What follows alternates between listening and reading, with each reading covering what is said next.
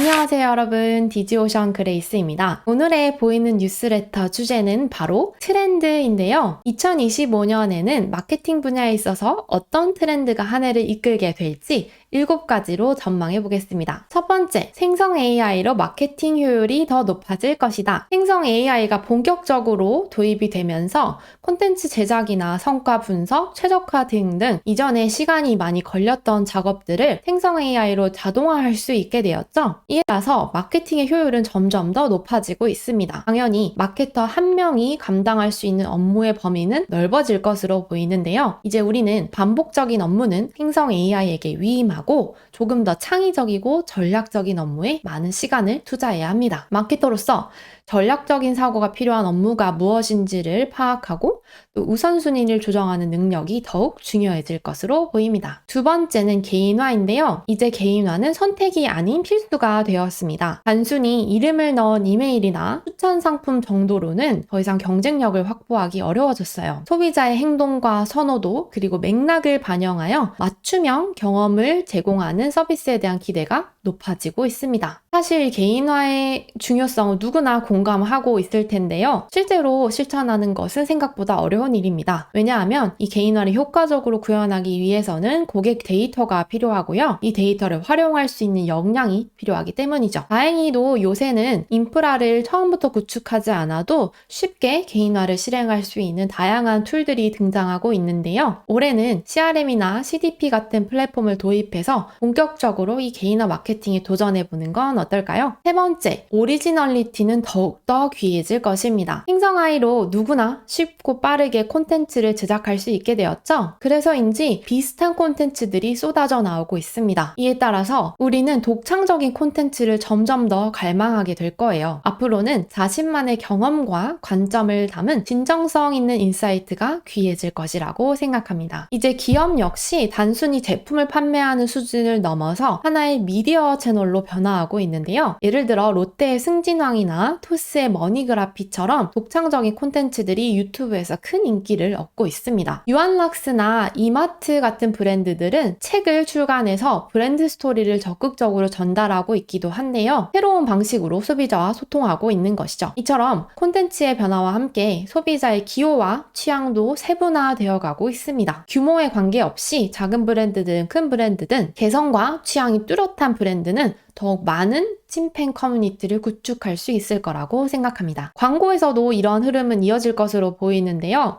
요새 PPL 형태로 거의 맥락 없이 제품을 갑자기 홍보하는 그런 광고들이 많이 보이고 있죠. 이런 광고에 대한 거부감은 점점 커질 거예요. 저 역시도 이제 광고가 나오면 번개 같은 속도로 스킵을 하곤 합니다. 생성 AI로 만든 콘텐츠가 범람할수록 오랜 고민과 노력이 깃든 오리지널 콘텐츠가 더욱더 빛나지 않을까요? 네 번째, 옴니채널 마케팅 전략이 더욱더 필요해질 거예요. 플랫폼 간의 경계가 점점 흐려지고 있어요. 동시에 각각 플랫폼의 전문성은 또 강화되고 있는데요. 예를 들어서 사진이나 영상을 공유하는 공간이었던 이 소셜미디어는 현재 쇼핑, 광고, 커뮤니티 등등 다양한 기능을 통합하는 방향으로 진화하고 있죠. 반면에 넷플릭스나 에어비앤비처럼 특정 영역에 집중해서 강점을 강화하고 있는 사례도 있습니다. 여기에 AI 검색이 습관으로 자리를 잡으면서 이제 우리 소비자들은 글, 이미지, 영상, 리뷰 같은 다양한 형태의 검색 결과에 익숙해질 거예요. 그래서 단일 채널에만 의존하기보다는 여러 채널에서 브랜드의 가시성을 높이는 것이 중요해지고 있습니다. 이 말인즉슨 모든 접점에서 일관된 브랜드 경험을 제공해야 한다는 의미이기도 한데요. 소비자의 전체 여정을 고려해서 각 채널을 유기적으로 운영하는 옴니채널 전략이 필요합니다. 다섯 번째 트렌드는 바로 인플루언서와 캐릭터 마케팅입니다. 개인과 브랜드가 미디어화되면서 크리에이터 시장은 계속해서 성장하고 있어요. 소셜미디어에서 팬덤을 확보한 인플루언서를 통해서 자신이 원하는 소비자에게 도달하려는 기업은 점점 더 많아질 것 같은데요. 동시에 인플루언서의 인기가 높아지다 보니 마케팅 비용 또한 상승하고 있어요. 이에 따라 가성비가 높은 인플루언서나 캐릭터를 활용하는 전략이 주목받을 것으로 보입니다. 이 인플루언서는 직원, 인플로이와 인플루언서를 합친 단어인데요. 자신이 다니는 회사의 제품이나 업무 과정을 소셜미디어로 공유하는 직원을 말합니다. 내부 직원이기 때문에 조금 더 전문적이고 진정성 있는 메시지를 전달할 수 있다는 특징이 있죠. 이 인플루언서를 활용하면 별도의 광고비를 들이지 않고 도달 범위를 늘릴 수 있다는 장점이 있는데요. 따라서 마케팅 예산이 한정된 기업들도 시도해 볼 수 있는 방법입니다. 캐릭터 같은 경우는 브랜드를 대표하면서도 친근함을 줄 수 있어요. 그래서 소셜미디어에서 공유를 유도하기에도 훨씬 유리합니다. 특히 MZ세대가 타겟 고객층이라면 이 반응을 이끌어내는 캐릭터 마케팅이 큰 도움이 될 것으로 보입니다. 6번째 트렌드는 오프라인 경험인데요. 2024년 상반기에만 약 700여 개의 팝업 스토어가 진행됐다고 해요. 2025년에도 이 트렌드는 계속될 것으로 보이는데요. 오프라인에서 보고, 듣고, 맛보고, 느껴본 후에 온라인으로 구매를 하는 패턴이 더욱더 강화될 것으로 보입니다. 이러한 이유로 온라인, 오프라인 간의 통합된 경험을 제공하는 옴니채널 마케팅이 중요해질 텐데요. 전략과 메시지는 하나로 일관성 있게 유지하고 채널 특성에 맞게끔 콘텐츠를 맞춤화하는 방식이 절실히 필요합니다. 마지막 7번째는요.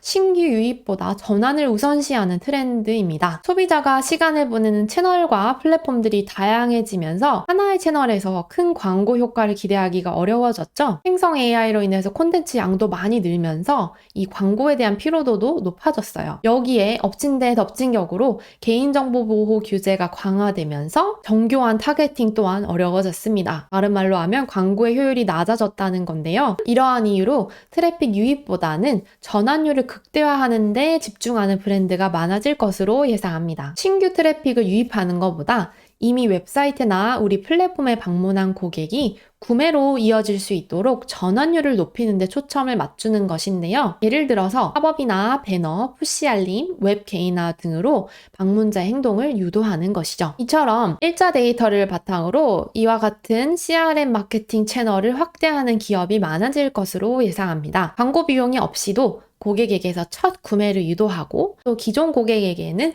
재구매율을 높일 수 있기 때문이죠.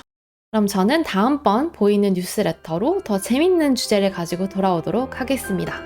다음번에 만나요. 안녕.